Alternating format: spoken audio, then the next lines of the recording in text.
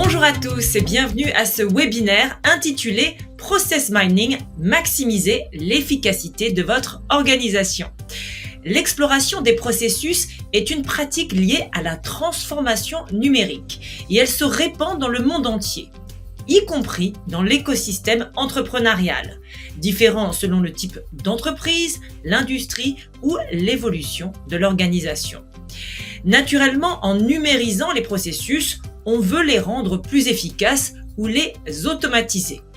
Car numériser un processus inefficace n'apporte pas vraiment beaucoup d'avantages, bien sûr. Si bien que de nombreuses organisations intègrent cette exploration des processus, ou process mining comme on l'appelle aussi, en même temps qu'elles les numérisent. L'exploration des processus signifie savoir concevoir, surveiller et exécuter les processus d'entreprise de la manière la plus optimale et efficace, en cherchant toujours à économiser du temps, à améliorer l'efficacité et à réduire les coûts, ou à améliorer le service client, la relation avec les fournisseurs ou encore entre les employés eux-mêmes. Alors aujourd'hui, notre invité pour en parler, c'est Olivier Vasseur, qui est consultant senior en solutions chez Abi France, expert en automatisation et gestion des processus, avec lequel nous aborderons ce sujet passionnant en montrant certaines des dernières technologies qui permettent de découvrir, de surveiller, de simuler ou encore d'améliorer ces processus, d'extraire des informations très pertinentes ou encore les rendre plus efficaces. En gros, nous allons comprendre comment la technologie de Process Mining d'Abi permet de découvrir ces processus de manière plus objective en utilisant les sources des applications de l'entreprise elle-même et comment elle aide dans tous les aspects de l'amélioration des processus. Voilà, vous savez tout. Il est temps à présent d'accueillir Olivier. Bonjour Olivier. Bonjour Charlotte. Et merci de nous rejoindre. Alors Olivier, pour commencer, est-ce que vous pourriez nous expliquer qui est Abi, ce que fait l'entreprise en termes de gestion des processus et d'automatisation? Alors je dis cela parce que pour certains, Abi, c'est peut-être resté une entreprise de gestion de documents, comme dans les années 90, mais ce n'est plus du tout le cas, Olivier. Merci pour cette introduction, pour cette première question. Oui, on connaît Abi pour ses solutions d'avant-garde présentes sur le marché de l'OCR, la reconnaissance optique de caractère, ou du traitement intelligent de documents depuis maintenant plus de 35 ans. Alors, Abi dit toujours des solutions de traitement intelligent des documents. Je dirais encore plus à la pointe qu'avant, incluant de l'intelligence artificielle, des réseaux de neurones, du deep learning, du NLP. Abi reste le leader dans ce secteur et innove toujours. Par exemple, Abi propose désormais une IA, une intelligence artificielle sur mesure, une IA spécialisée que vous pouvez maîtriser. C'est le concept de small is beautiful de l'intelligence artificielle pour une automatisation intelligente du traitement du contenu de tous vos documents. C'est ce qu'on appelle l'intelligence de contenu. Mais Abi a également évolué en incluant une solution permettant d'alimenter la transformation numérique des entreprises par une meilleure compréhension de leur processus. Et je mets bien un S à l'heure, car Abi Timeline, c'est le nom de notre solution de process mining, permet de gérer et d'optimiser la totalité des processus des entreprises. On parle cette fois-ci de l'intelligence de processus. Merci Olivier. Alors, quel est le paysage de l'exploration des processus au sein des entreprises françaises, du process mining, comme on l'appelle aussi, et pourquoi est-ce aussi important de prêter attention à cet aspect? Alors clairement, les technologies de process mining font désormais partie intégrante de la réussite des projets de transformation numérique pour les entreprises françaises. Elles permettent aux organisations d'évaluer l'impact futur des changements proposés, de gérer la transition plus efficacement, de garantir la performance de l'automatisation, de fournir un retour d'informations dans le cadre d'une démarche d'amélioration continue, par exemple, etc., etc. Il est important pour les entreprises de prêter attention à cet aspect, car les processus des entreprises deviennent de plus en plus complexes. Pour représenter cela, j'utilise souvent cette image. Donc cette image que vous avez devant vous, où on voit en fait, dans celle-là, on voit le processus comme il a été imaginé. Sur la gauche, rectiligne, parfait, le chemin rêvé, ce qu'on appelle le happy path. Au milieu, on a la représentation imaginée par les opérationnels par rapport à leur expérience, par rapport à leur journée et d'utilisation de toutes les applications. Et enfin, sur la droite, eh bien, c'est le processus réel, tel qu'il s'exécute en réalité. Les processus sont donc beaucoup plus complexes. Alors Olivier, quels sont les grands défis actuels en matière d'exploration des processus pour les entreprises et les difficultés peut-être qu'elles rencontrent?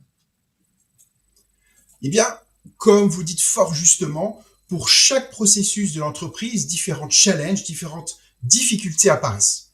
Donc, on a, par exemple, un manque de transparence dans l'exécution réelle des processus. On n'a pas une compréhension claire de la manière dont les processus fonctionnent, s'exécutent réellement en pratique. Il manque cette vision façon tour de contrôle du processus pour obtenir le cheminement réel des processus, comme je vous montrais dans l'image précédente.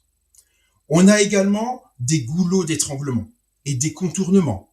Les processus contiennent souvent des inefficacités, des boucles, des étapes inutiles qui vont entraver l'efficacité là encore, du processus. Là encore, cette vision à 360 degrés du processus manque cruellement aux entreprises. On a ensuite des problèmes de compliance, c'est-à-dire pour s'assurer que les processus respectent les normes de conformité. Réaliser des audits devient alors un véritable casse-tête, une tâche de longue haleine. Ensuite, le quatrième défi, c'est la variabilité et la non-standardisation. Les processus peuvent varier considérablement par rapport à leur conception initiale, entraînant des incohérences et des erreurs. Là encore, comme je vous montrais dans l'image juste avant.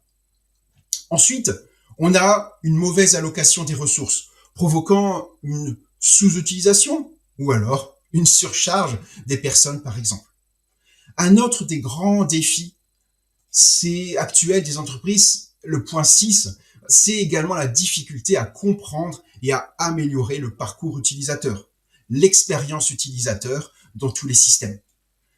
Et enfin, ce qui est insoluble sans une vraie solution de process mining performante, c'est l'incapacité à identifier les tâches adaptées à l'automatisation, ces fameuses opportunités d'automatisation et d'optimisation, car on n'a pas une compréhension claire des processus existants. Olivier, très clairement, les défis sont nombreux pour les entreprises. Alors, comment est-ce qu'elles peuvent les relever? Est-ce que vous pourriez nous montrer comment, concrètement, cela se réalise en utilisant votre technologie? Oui, bien sûr, bien sûr. Je vais réaliser une démonstration rapide d'AbiTimeline, cette solution de process mining, notre solution de process mining. Donc, AbiTimeline est une solution de process mining qui est totalement no-code.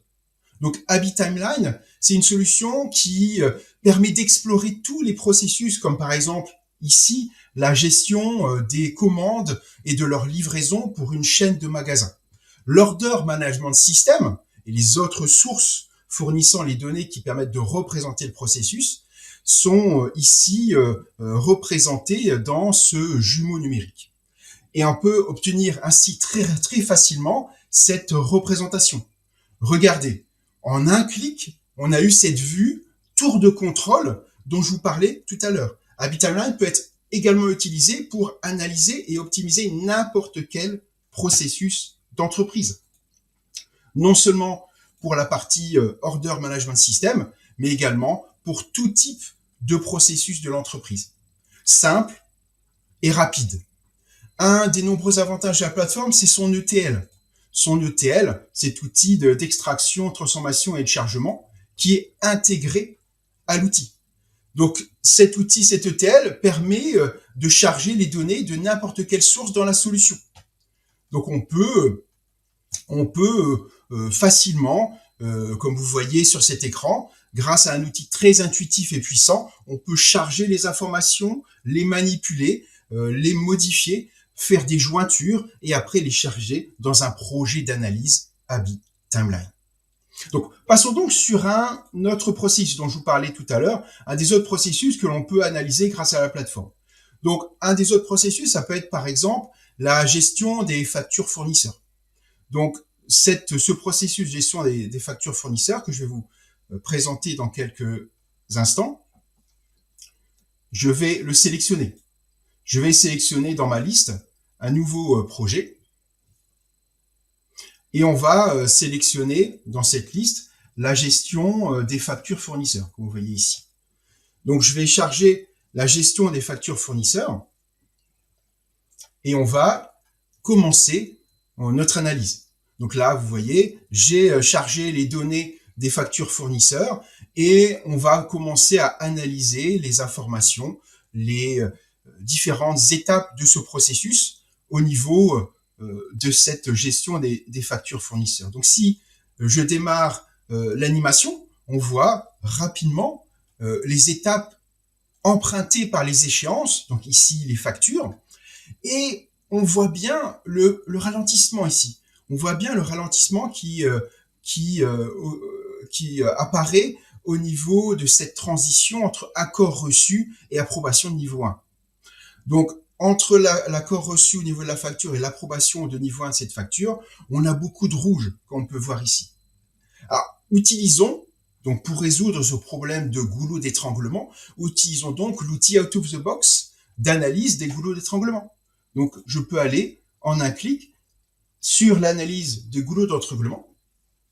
Et là, je vois toutes les transitions. Il me suffit de sélectionner le temps entre les événements. Là, je vois toutes les transitions. Je trie par date, par temps au niveau de la transition. Et là, je retrouve cette transition entre accord reçu et approbation de niveau 1. 19 heures au total. En moyenne, le temps moyen est de 19 heures. Ah, et si on pouvait réduire ce temps? Et si on pouvait réduire ce temps, par exemple, à, disons, 2 heures? Si on réduisait ce temps à 2 heures, vous voyez, je gagnerais directement 151 000 heures au total. Autre challenge, c'est la conformité. La conformité, je vous parlais tout à l'heure. On a dans Abby Timeline la possibilité de suivre la conformité pour savoir si mon processus est conforme aux exigences, au protocole que je mets en place pour la gestion des factures fournisseurs, par exemple. Donc, cette fonction de protocole, on a ici un protocole qui a été créé et je peux, en un clic, afficher les différentes violations de ce protocole. J'affiche les violations du protocole. Donc, ce protocole, donc on a différentes étapes qui doivent s'exécuter au niveau de ce protocole. On voit bien sur l'écran ici à gauche. Et on peut définir différentes durées. Donc là, par exemple, je peux en un clic afficher les violations et sélectionner le sous-ensemble des factures où la durée définie n'est pas correcte. Donc là, la durée, violation de la durée au niveau de la vérification. J'applique ce filtre en un clic et là, je peux zoomer directement sur ces 791 factures en exception, qui ne sont non conformes à mon protocole. On peut également analyser ces exceptions de manière plus fine, plus pointue, par rapport à un cheminement, par exemple. Donc, on peut aller beaucoup plus loin en faisant une analyse. On peut également, et là, ce que je peux faire, c'est aller encore plus loin en termes d'analyse de mes données, c'est d'utiliser un outil de requêtage intégré dans Abby Timeline. Donc, je peux utiliser l'outil de requêtage pour pouvoir requêter et aller encore plus finement pour obtenir le sous-ensemble, par exemple, des factures fournisseurs n'ayant eu aucune approbation. Donc là, vous voyez, j'ai une facture qui n'a aucune approbation de quelque niveau que ce soit, qui ont été payées. Donc la facture a été payée dans l'ERP, mais n'ayant pas été archivée. Donc on n'a aucune trace dans les archives de cette facture. Vraiment quelque chose de critique pour la gestion des factures. Là encore, je peux afficher ces factures totalement non conformes en cliquant juste sur un bouton. J'ai créé cette requête et vous voyez, je peux afficher les 668 factures totalement non conformes. Je peux même définir des alertes. Je peux être alerté si, quand une échéance, par exemple, de mon processus devient non conforme ou a un risque de le devenir. Donc, un risque de le devenir, on va le voir tout à l'heure avec ce qu'on appelle le modèle de prévision.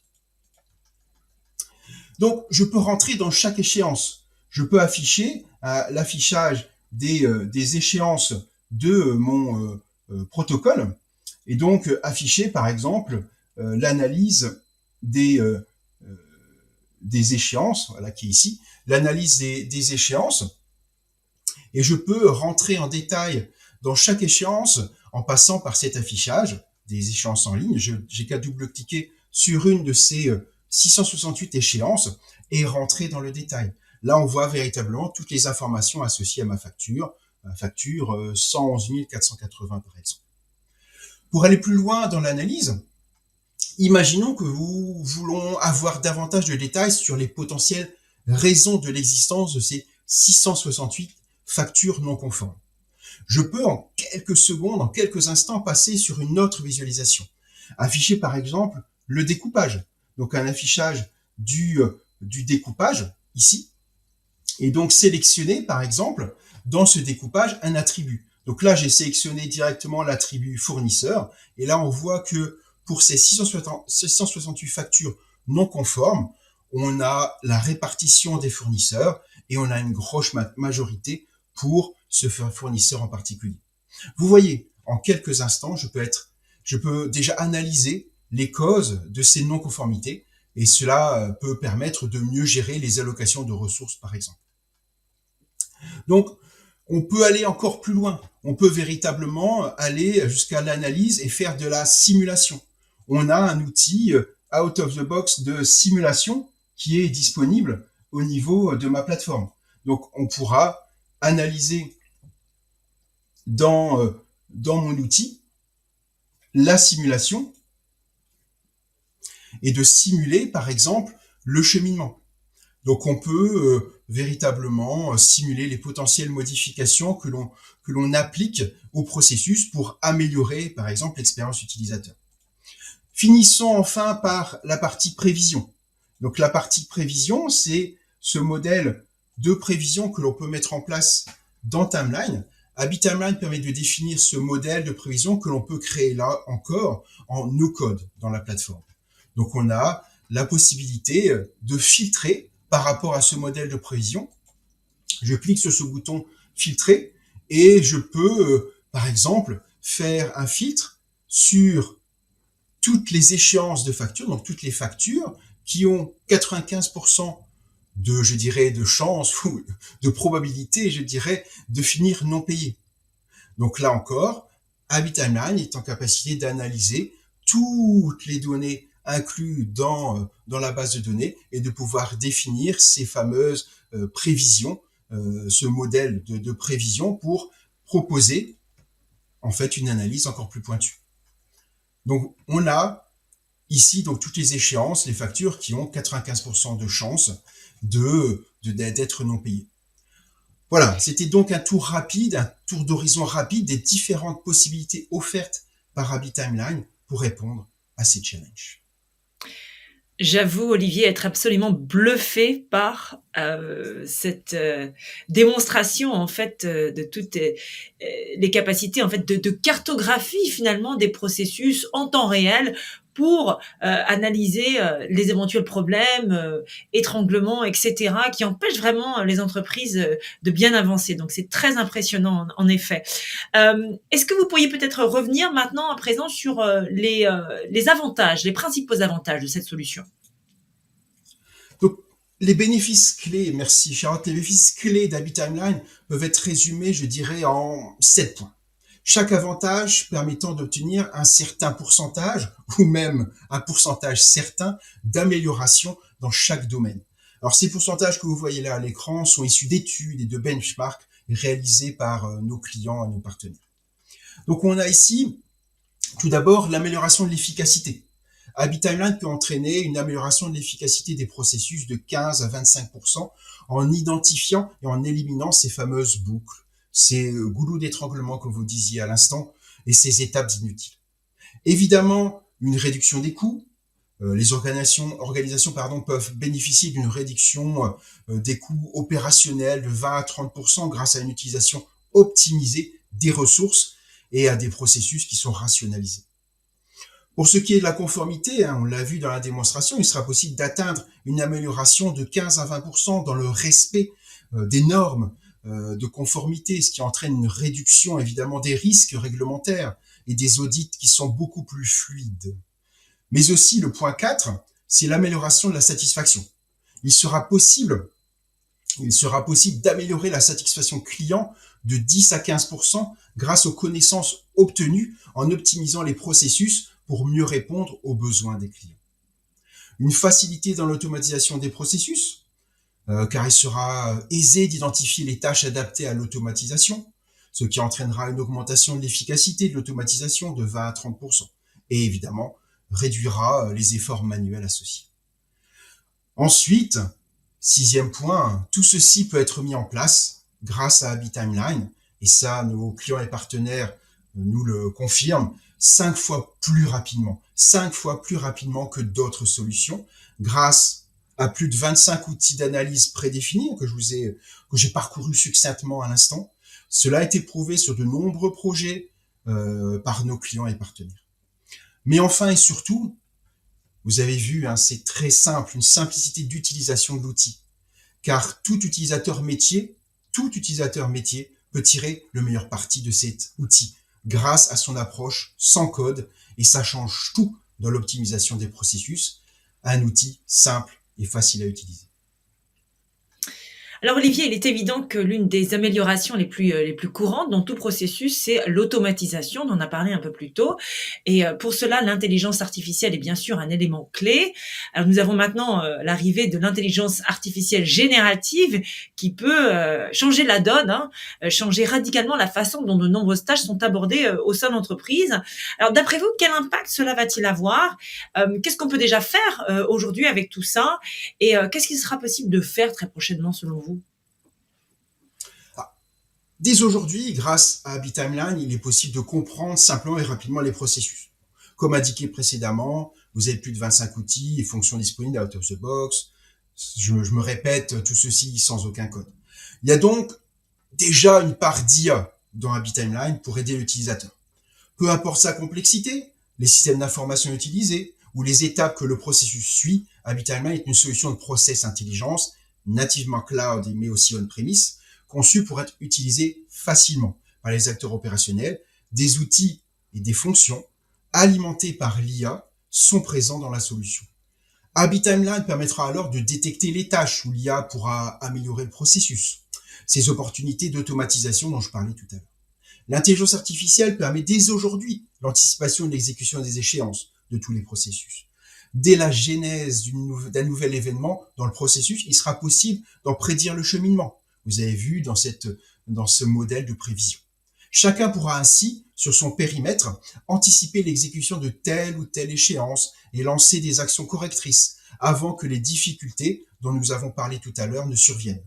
Avec l'IA générative, il pourra même y avoir une aide à la détection des causes racines. Tout ceci de manière simple, rapide et accessible à tous. C'est ça la force d'HabitTimeline. C'est cette simplicité et accessibilité désarmante, je dirais.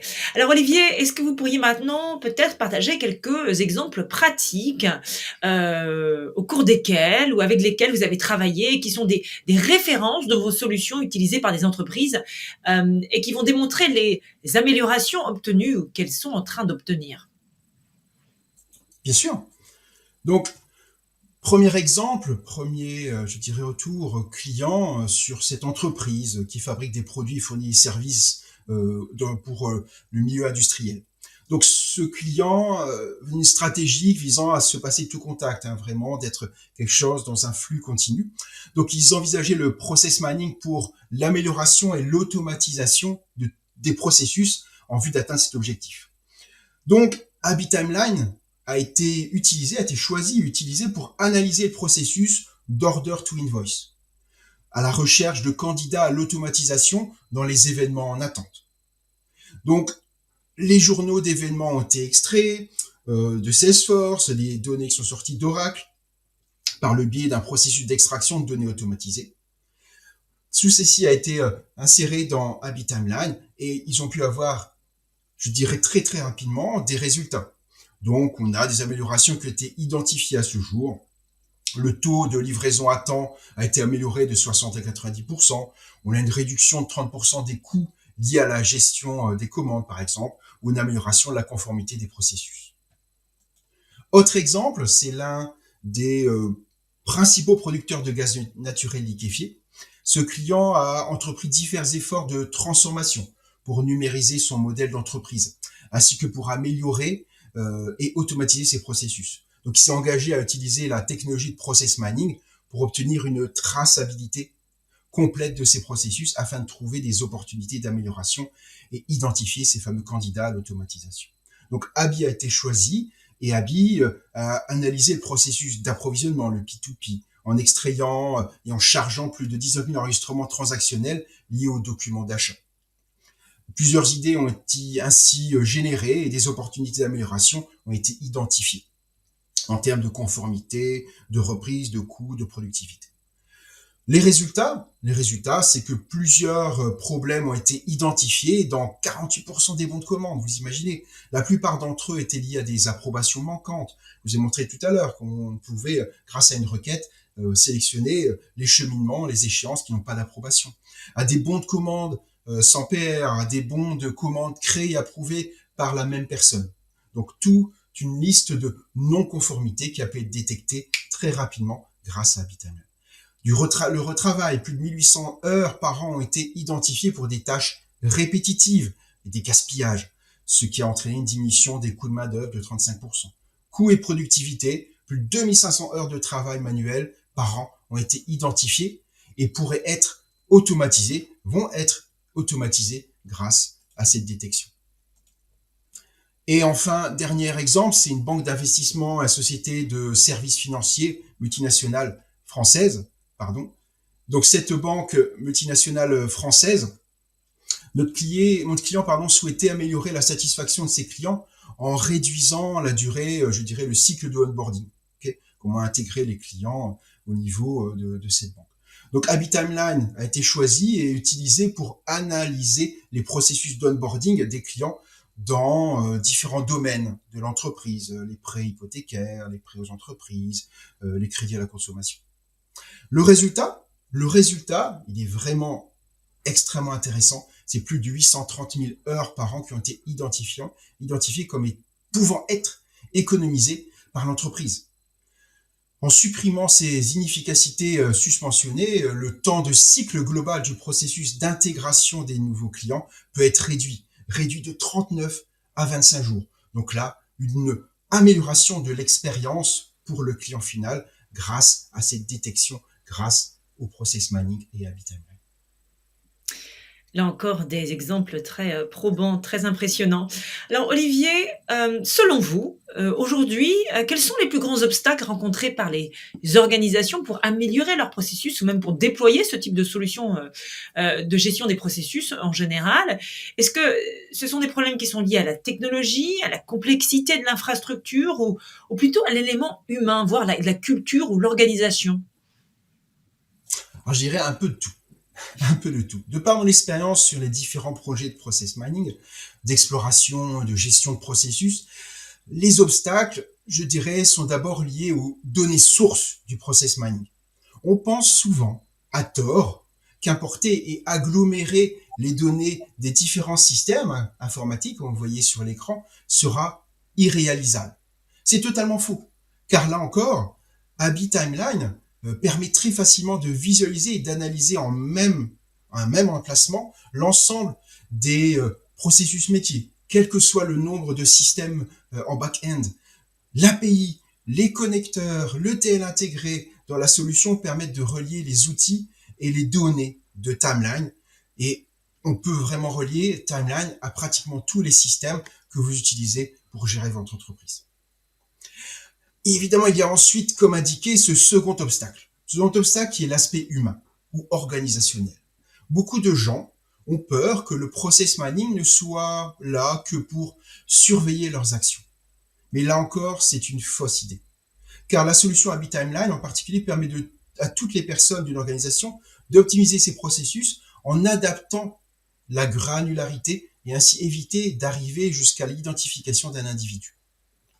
Donc, on a cette possibilité avec Habit Timeline d'avoir un jumeau numérique de chaque processus de l'entreprise que l'on peut facilement manipuler, adapter à nos besoins, utiliser pour simuler les améliorations, retourner, secouer. On peut tout faire avec ce processus. Le process mining est alors, je dirais, cette tour de contrôle accessible à tous.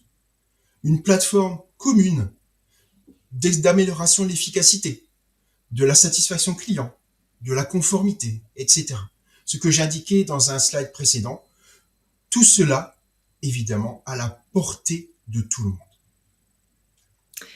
Alors Olivier, pour conclure, quels conseils donneriez-vous aux organisations qui souhaitent progresser dans l'amélioration de leur processus ou peut-être celles qui entreprennent ce chemin qui commence? Oui, tout à fait. Très, très bonne question. Je pense que l'on peut résumer, cela en 4 conseils. Donc, 4 conseils. Premièrement, il faut l'engagement de la direction. Vis-à-vis des différents projets que j'ai suivis, l'adhésion et le soutien de la direction sont essentiels pour réussir l'adoption du process mining. La direction doit comprendre les avantages potentiels de cette technologie et être prête à investir les ressources nécessaires en termes de temps, de budget et de personnel.